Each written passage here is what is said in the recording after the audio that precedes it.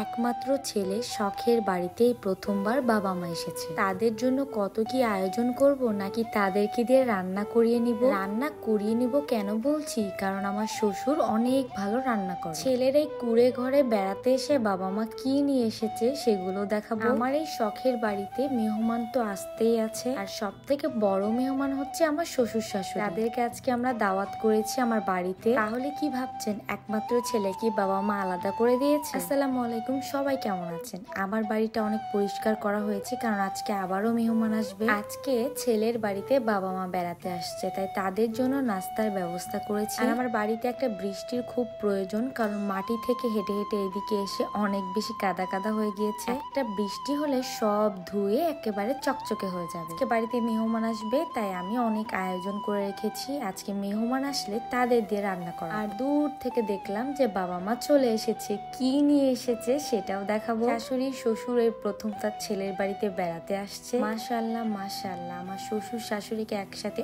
অনেক ভালো লাগছে। জানেন, আমার পরিবারের এই দুই সদস্য হচ্ছে আমাদের বন্ধু। জানেন, আমার পরিবারের এই দুইটা মানুষ হচ্ছে আমাদের বন্ধু। যখন গল্প করি, কোনো কথা শেয়ার করি, মনে হয় যে বন্ধুর সাথে শেয়ার করছি। দূর থেকে দেখে দৌড়ে এসে জড়িয়ে ধরলাম। আর বাবা কি এনেছে তাড়াতাড়ি করে সেটা হাত থেকে নিয়ে দুইজনে চলে গেলাম। অনেক আগে যখন কেউ বেড়াতে যেত, তখন মাটির হাড়িতে করে মিষ্টি নিয়ে যেত। কয়েকদিন আব্বু আম্মু আমার এই বাড়ি করাতে অনেক কষ্ট করেছে, তাই বলেছিলাম ঈদে আপনাদের দাওয়াত করে খাওয়াবো। আগে থেকে রেডি করে রেখেছিলাম নাস্তা। চলে এসেছে যখন, তখন সাথে সাথে আগে নাস্তা দিয়েছি। আর আব্বু এই হাড়িতে করে কি মিষ্টি নিয়ে এসেছে সেটাই দেখে আসলে দিচ্ছিলাম। বাড়ি করার পর থেকে আমার সময়টা যে এত ভালো কেটে যাচ্ছে, যেটা হয়তো বা আগে কাটতো না। এইবার আমার শ্বশুর শাশুড়ি এসেছে। গ্রামে যখন আবার যাব, তখন আমার আম্মু আসবে বেড়াতে। আর নতুন বাড়িতে মেহমানের তো কোনো শেষই নেই, প্রত্যেক দিন অনেক মানুষ আসে। বাড়ি যেই দিন থেকে করেছি সেই দিন থেকে আলহামদুলিল্লাহ প্রত্যেক দিনই টুকটাক মানুষ আসতেই থাকে, দেখতেই থাকে। বিষয়টা কেমন লাগছে, তাদেরকে দাওয়াত করে নিয়ে এসে আবার রান্না করিয়ে নিচ্ছি, কারণ আমার শ্বশুর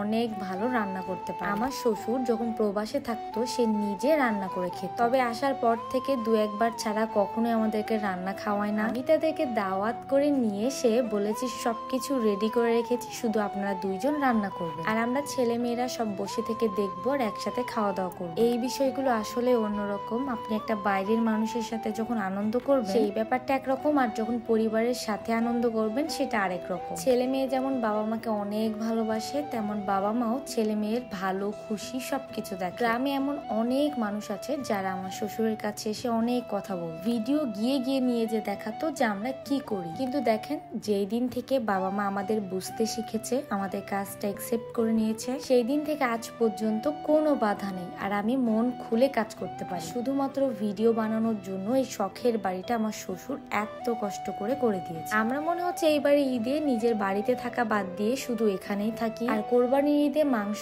খেয়ে খেয়ে মনে হচ্ছিল একটু ঝাল ঝাল ভর্তা খেলে অনেক ভালো লাগবে, তাই আমি শুটকি ভর্তা করার জন্য অনেক কিছু অ্যারেঞ্জ করেছিলাম। অনেক গরমের মধ্যে আমার শাশুড়ি কাজ করছিল, তো বললাম আপনি একটু রেস্ট করেন, আমি শুটকি ভর্তাটা তুলি। শুটকি ভর্তাটা আমি করছি মাটির কড়াই, আর মাটির কড়াই রান্না করতে খুবই ভালো লাগছে। দিন শেষে দেখবেন সব থেকে শান্তির জায়গায় হচ্ছে এই পরিবারের মানুষ। আগে আমার ছোট বোন আর আমি মিলে আমার আব্বুর সাথে অনেক ফাইজলামি করতাম। বাইরে থেকে আসার সময় আমার আব্বু যখন খাবার নিয়ে আসতো, তখন দুই বোনে গিয়ে দৌড়িয়ে যে নিয়ে আসতাম। আর যখন আব্বু কোনো কাজ দিত, তখন শুধু আমরা পালিয়ে পালিয়ে বেড়াতাম। সেই সময়টা আর নেই, সেটা হারিয়ে গিয়েছে, সেটা আর কখনোই ফিরে আসবে না। কিন্তু দেখেন, আল্লাহ হচ্ছে সর্বশ্রেষ্ঠ পরিকল্পনাকারী। আল্লাহর পরিকল্পনার অপেক্ষায় থাকলে সবসময় ভালো কিছুই হবে। আর প্রত্যেকবার এসে যেহেতু সাতপুথি খাওয়া হয়, তাই এইবারে চালের রুটি খাবো মাংস দিয়ে। রুটিগুলো এক এক করে সব বেলে রেখে দিব, আর আমার শাশুড়ি গুলো সেকে ফেলবে। এইদিকে কিন্তু আমার অলমোস্ট শুটকি ভর্তা একেবারে রেডি, আর ভাত রান্না করা হয়ে গেছে।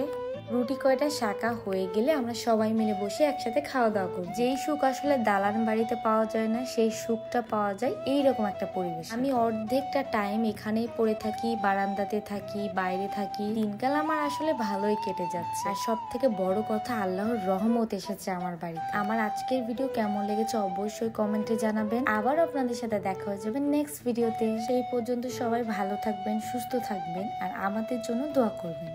আল্লাহ হাফেজ।